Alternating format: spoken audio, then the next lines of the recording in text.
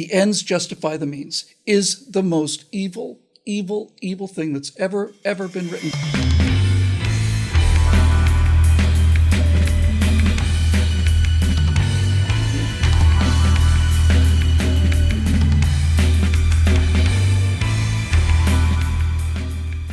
Hi, everybody. I'm Bill Whittle, and welcome to the Virtue Signal. I'm here with my friend Alfonso Rachel, and this is the show where we try to, on one hand, chart the slow decline of virtue in the society, and then obviously do our best to see if we can do anything to restore that.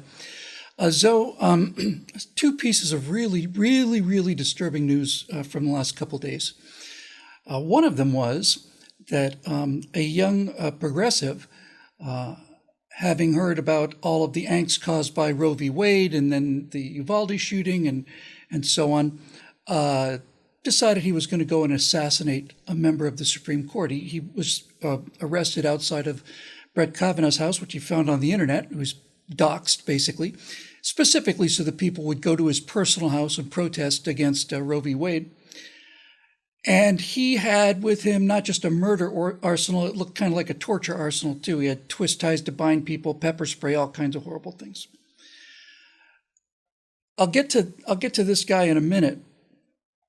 But while that was exceedingly disturbing, something that followed just chilled my blood, actually. There was a survey done, and I've got it here. And here was the question that was asked of Americans. This is on partisanship and violence. The question is, do you approve of assassinating a politician who is harming the country or our democracy? They divided it up into older and younger groups. When it comes to younger Democratic men, do you want to guess what percentage say they approve of assassinating somebody? You probably shouldn't guess. It's disgusting. 44%. Nearly half of young Democratic men said they approve of assassinating somebody who they perceive to be harming the country or the democracy. For young Republican men, it's marginally better. It's still shockingly high and shamefully high. 34% approved that on that. And then the low numbers on both cases come from older people. Older Democratic women, 9% thought it was okay. Older Republican women, 10%. Older Democratic men, 6%. And older Republican men, also 6%. So it's interesting in a lot of ways, disgraceful, harmful, and all the rest of it. But the one thing I catch from this statistic is older Republican men, those evil white supremacists, have the lowest numbers of people approving of murder, assassination, and violence, and young Democratic men have the highest number. And I got to tell you, Zoe, 6%, right, the lowest number there, to me is shockingly high. Man, I tell you what, so this cat who went over to Kavanaugh's house, what were you going over there to do, man? Lynch him? That's it. You basically got a lynch mob wanting to go to. I thought Democrats were supposed to be against lynching, even though they're the ones historically who filibustered against anti-lynching bills. I think that was like the Dyer bill. You had Republicans, say, hey, knock it off with the lynching, okay? And you got Democrats who feel like they're entitled to do it. They're always tradition. It's tradition, man. They're always showing their true KKK colors, aren't they? That's it. And so when you asked that statistic about the numbers, like, man, I was like, I immediately thought about there was some footage that went out getting some opinions from these Democrats at this rally, and they were asking them about Clarence Thomas, and every one of their answers was to the effect of lynching him. And I'm not talking about like the new lynching or the cyber lynching. No, they actually wanted to torture the man to death. And we used to remember, man, when the Tea Party was at its peak, and you would have these liberals out there saying that look at the Tea Party, it's just a big Klan rally. It's all these rich white men out there, and it looks like a big Klan rally. And I'm like, the Klan and pretty much any terrorist organization aren't attended by the elderly and the rich. They're usually young and if they're like more affluent, born into an affluent family, they're like these spoiled, rotten, trying to find ideologues, right? But usually they're the lower income, bracket who does these things. So the KKK were young, wild-eyed nuts. That's who they were. And you're trying to say that this is the Tea Party is a Klan rally of old rich white men. It's like, no, that's just not true. And it is disappointing when you hear. And that doesn't surprise me either that you would have those kind of stats for, the younger, but because you hear a lot of people out there talk about hang Hillary, it's like, you know what? Let's have that due process. These people, they got their comeuppance, but, we shouldn't sound like a lynch mob ourselves. We're supposed to be. I'm sorry, go ahead. No, I'm sorry. I'm sorry for interrupting. Please finish. No, it's like I said, I think these people definitely got their date in court coming. They are, they have committed treason against the United States, and there's a penalty to pay for that. But they need their day in court. I haven't heard anybody saying hang Hillary. I have heard a lot of people say lock her up, but there's a big difference between lock her up and hang Hillary. Sure. Since you mentioned the Tea Party thing, I just want to get this on the record. Not that the people watching this aren't aware of this, but I've done at least 100 Tea Party events, I would say, and you've done quite a few of them yourself. And during that time, not only during the official events, during the seminars or the speeches, but in the lobbies, outside, at restaurants, all of it, I never once heard any derogatory comments towards blacks, Hispanics, women, or gays. And much more importantly, I don't think I have. No, I haven't. I have not ever heard anyone espousing personal violence against people who they disagreed with.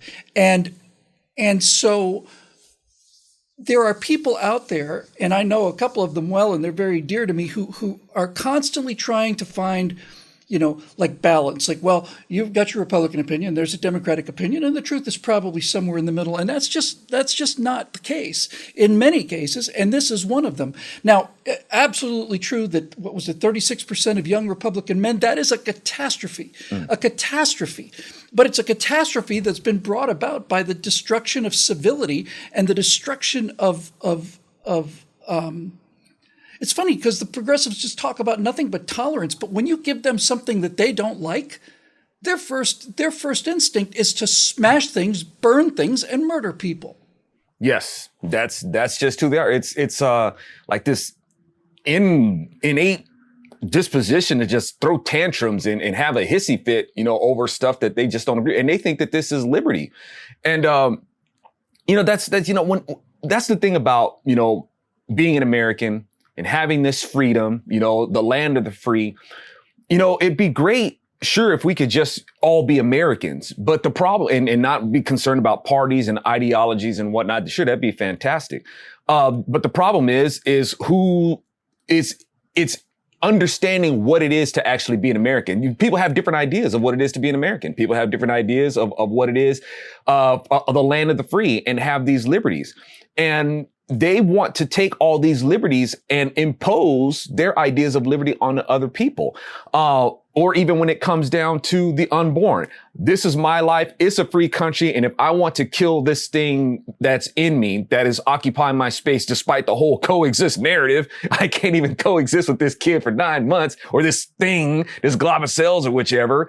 Even though I'm all about nature and stuff like that, I'm not going to let nature take its course and end the pregnancy on its own. And if I can't do that, if I can't kill this thing, I'm going to kill you. So it's like and they feel like they're entitled. They should have the liberty to do those things, and which is not liberty at all. And they're either going to do it, if they can't do it, by the ballot, they'll do it by judicial fiat. And if they can't sue the public for it, well, then they're just going to come after you and harass you, even to the point of death. That's just who Democrats are. That's right. I live in a free country, therefore I've got the right to make you shut up. Yep. That's basically how they look at it.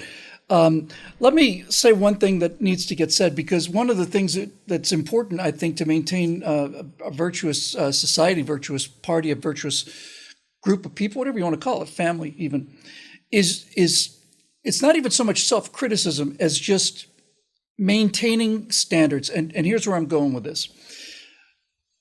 Chuck Schumer said, we're coming for you, when it was leaked about the thing. And many people, I don't know how many, but certainly some people have said, see, Schumer incited this guy to go murder or attempt to murder Brett Kavanaugh. And certainly Schumer had rhetoric that was inflammatory, but I don't think we can have this both ways. I've never, ever, ever believed that if somebody said something and caused somebody else to do something, that it was the person who said something's responsibility. Because if you buy that argument, if you buy the argument that we should be condemning Schuster for incitement to murder rather than just maybe florid or inappropriate speech, uncivil speech, I'm going to come back to civility in a minute, but if we say that this guy was that Schumer or the Democrats basically put him up to it, you can certainly say they created an environment that this guy lived in. But the decision to go and kill people is his decision, not Schumer's. It's his decision. And if you're not willing to, we can't have it both ways, right? We can't say that we're creatures of free will and not apply that both ways. In other words, if we are willing to go down this road and say, aha, this politician said something that made some other person go and do something, then we are setting the stage for complete limits on speech. And I'll tell you what those limits are, by the way. If we go down this road, that one person's actions is dependent on what somebody else says, then we will not only have lost the right to freedom of speech, we will live in a world where speech will be adjusted so that it does not offend the most insane individuals in the country, right? It'll have to be so bland, so milquetoast, so pablum, so nothing that no one could possibly object to it. And it's just a denial of everything we believe in. And I haven't seen a lot of it, but I think it's important to point that out. It's important to point it out. You cannot have it both ways. This guy did it because he's a miserable, murdering son of a gun, and he has no doubt been poisoned by this toxic culture and all of the hate, and Schumer's a part of that, but there's no direct cause and effect relationship there. With all of that said, this issue you were saying a minute ago, but what it means to be American, I think this is much bigger than being an American. I think this deals with civilization and the root of civilization, and the same root that the word civility comes from. Civility is the ability to behave yourself. I mean, it's really pretty simple. Don't be a dick. That's what civility means, right? That's really it. Just put it on a bumper sticker. Put it, where you can read it and find it easily. And the reason I bring this up in terms of like the erosion of civility and virtue is, I was having a discussion with my wife about this whole thing about women warriors, little tiny chicks, 100-pound chicks swinging, what would be 200-pound swords. And we got into a discussion about this. And I said, honey, what you don't understand is that she was talking about I got to point to this. She was talking about how women should, kind of come up on the walls to help defend the city if it's being attacked. I said, you don't understand this, baby. The reason we're out there on the walls is so you can run away. That's the reason that we're there, right? Is for you to run away. We got into this whole thing, but here's where it gets interesting. So we talked about the Titanic, right? And I said, the reason that this thing is cheating, this woman barbarian warrior thing is cheating, is because they don't exist. And because when the ship starts to sink, honey, I said, you're getting on a lifeboat and I'm not. And she said, well, that how people would fight for the dead. She talked about how in Russia, the ships have gone down and the strongest men threw the women and children overboard and got in the lifeboats, that kind of thing. And I didn't doubt that. But essentially, the Titanic fascinates people and continues to hold interest for so many people for so many years, precisely because it is the acid test of what civility and order and civilization, duty, honor, as I said, valor, loyalty, reputation, courage, dignity, all of those things are on that ship when that iceberg hits. And that example of people calmly saying goodbye to their families, big, strong men, saying goodbye to their families and watching their kids and their wife getting lowered down into the ocean in a lifeboat. That's what makes freedom possible. If everybody is constantly fighting tooth and jaw or tooth and claw, whatever the case may be, to tear people away and that only the strongest survive, if violence wins, then you've got barbarism. And this loss of this Titanic ethic, which has kind of got a nice ring to it actually, is because it's not being taught anymore. It's not, and most importantly, it's not being exhibited to young men, right? And that's where the violence problem is. I mean, 97%, 98% of the physical violence is young men. So we come back to that whole issue. But when you've got a society, a political party that basically says, if it's something you don't like, then go out and burn things, smash them. Not only will we not arrest you, we'll make a big bronze statue of you, and we will give you millions and millions of dollars. You can buy all the private houses you want to, and all of this incentive for uncivilized behavior is reaching critical levels. It's already reached critical levels, and the question is now, can we put a cork in it? Man, that's a lot to unpack there, man. But let's see.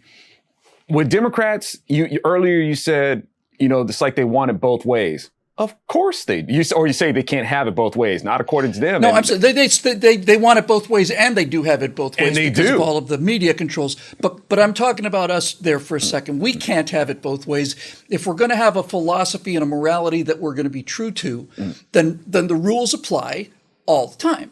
And those rules apply to us as well. And we shouldn't abandon our core beliefs to take short-term advantage of whatever political gain we might get by saying Schumer needs to be removed from office for inciting this guy to go and murder a Supreme Court justice. Sure. Now, we understand that, we're not trying to have it both ways. We just understand that there's a two-way street. It's them Democrats and perverts that like it both ways and all this, you know what I'm saying? But no, here it is. What Democrats, when they do these things, they have this kind of like socially dependent mindset. That's in vogue for them. It's collectivism. Yeah, that's what it comes down to. Collectivist, right? And it really, at the end of the day, it isn't even about their neighbor or anything. It's really about them. And they basically want this communal effort to facilitate what they feel like they have a right to. Is really what it comes down to. It's a sanctimonious guise is really what they're getting down to. But in their worldview, contradicts itself because, in terms of their being given over to this kind of like evolutionary idea, or what do you want to call it, Darwinistic, or, and when they have this kind of materialistic is a term I've heard that I like a lot. And they're the ones who will espouse this survival of the fittest mindset, which makes no sense because it's like, okay, so if you're all about survival of the fittest, what do you want free healthcare for? Right? Mm-hmm. If you are really fit, you should be able to go ahead and facilitate that for yourself. But that's not what it is that they do.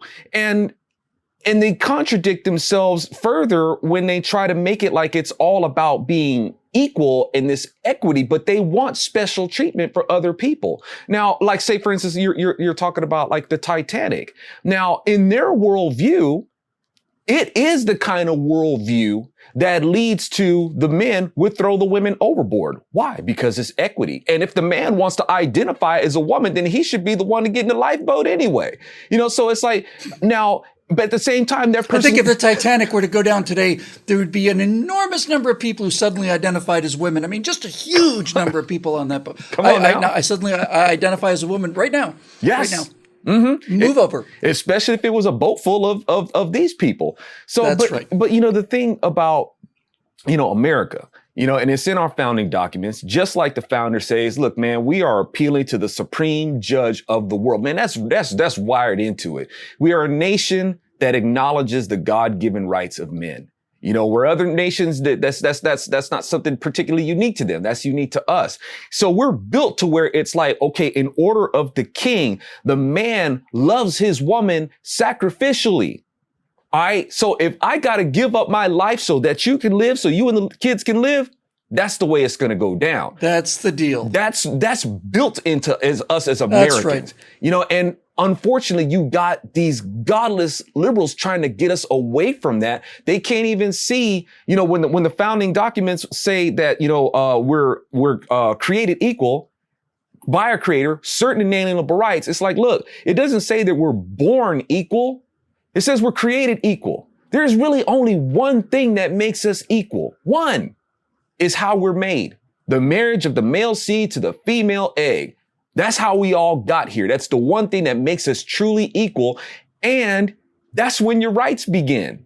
Now, liberals decide that because they're Democrats and see this place as a democracy, they want to be able to have the power by a popular vote to overrule and outvote what God himself has ordained and have control over our God-given rights and decide who gets what and impose on our right to life, our right to liberty, our right to pursuit of happiness, our right to property. That's why I'm saying it's like American according to what? Because if these people have their way, this will be a whole twisted backward version of American. It'd be a democracy, you know, where the two wolves and a sheep are going to vote on who's going to be dinner.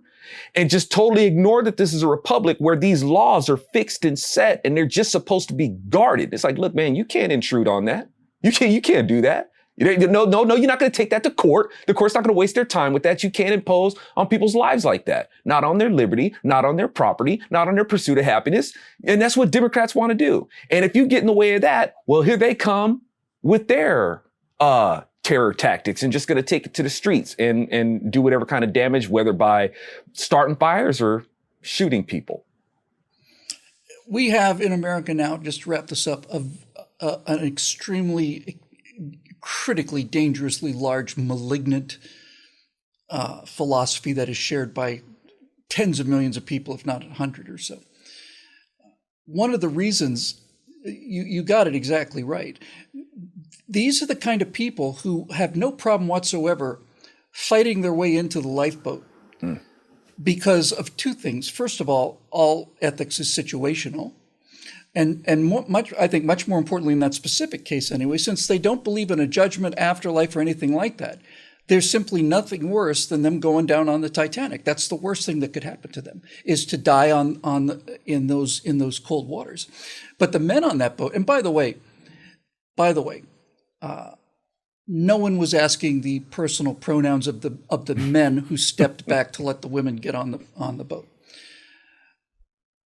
Those people realized something. The men on the Titanic, as an example of all of that culture, and a great deal of this is British. Virtually all of it is British, and we inherited this aspect of it, thank God. Those men, civilized men, honorable men, understand that there is in fact something worse than death, right? The left, if you're a materialist, an atheist, or any whatever you want to call these people, these people don't believe in anything bigger than themselves, and conservatives do. For example, when I say, is there a fate worse than death? Atheists and liberals laugh at that. What do you mean a fate worse than death? That's the worst thing that can happen. It's the end of you. You're finished. Yes, it's the end of you, but it's not the end of this. One of the people who survived on the Titanic was Bruce Ismay, who was the guy who actually owned the White Star Company. He didn't have the guts to go down with the ship, so he got on a lifeboat, and he was saved. And for the rest of his life, people would cross the street as he was coming toward them on the sidewalk. They'd go to the other side of the street just to stay away from him. No one talked to him. He lived in disgrace and dishonor for the rest of his life. And I'd be willing to bet you he probably spent the rest of his life wishing he'd made the other decision, because that is a fate worse than death for some kind of people, for people that had this. You mentioned earlier that it's built into people, but it does have to be built, this virtuous idea. So let's just to wrap it up, you've got a philosophy with modern progressivism that has, if our philosophy is in God we trust, or e pluribus unum, then theirs is the ends justify the means. And that is the most evil sentence that has ever been written down in any language in the history of this earth. The ends justify the means is the most evil thing that's ever been written, because it makes perfect sense. It's just the road to murder and mayhem. We're going to smash these windows and burn down these buildings. Why? Well, because we want racial justice. The ends justify the means. We're going to assassinate a man who was absolutely duly appointed, who went through a character assassination on top. But we're going to kill him. We're going to kill him because we disagree with a decision he made, and so the ends justify the means, and the right to have an abortion is more important than his life or any other life. And it's kind of interesting, isn't it, that this guy was planning to kill this guy in order to allow other people to kill other people. This is what they're made of, and so we can say that this is what they're made of, this is what they're about, this is their philosophy, and we can talk about the philosophy, psychoanalyze the philosophy, and attack the philosophy. But ultimately, it's an individual making a decision to do something like this. And we had better there's so much damage done and so much repair work to be done. And I think the first part of that repair work, frankly, is to stick together. I really mean it. I mean, with what we do here at the show, with BillWhittle.com, all the rest of this conservative commentary, the first thing we have to do is stick together and maintain those virtues and that morality amongst ourselves. And then we have to spread it. And the best way to spread it is to be the best person you can. It's just, you make the collective better, not by killing off the individuals that you don't like. If you're concerned about the collective, the best way to improve the collective is to improve yourself. That improves the collective a little bit, and everybody else starts behaving better. And then the next thing you know, you live in the kind of place that you want to live in, not the kind of place where somebody's got an entire trunk full of shotguns, guns, tape, spray, ready to go out and murder somebody because his political philosophy says that's okay, so long as it's for the greater good. For Alfonso, Rachel, I'm Bill Whittle. Thanks very much for joining us on The Virtue Signal, made possible by the members here at BillWhittle.com. And we'll see you next week right here on The Virtue Signal.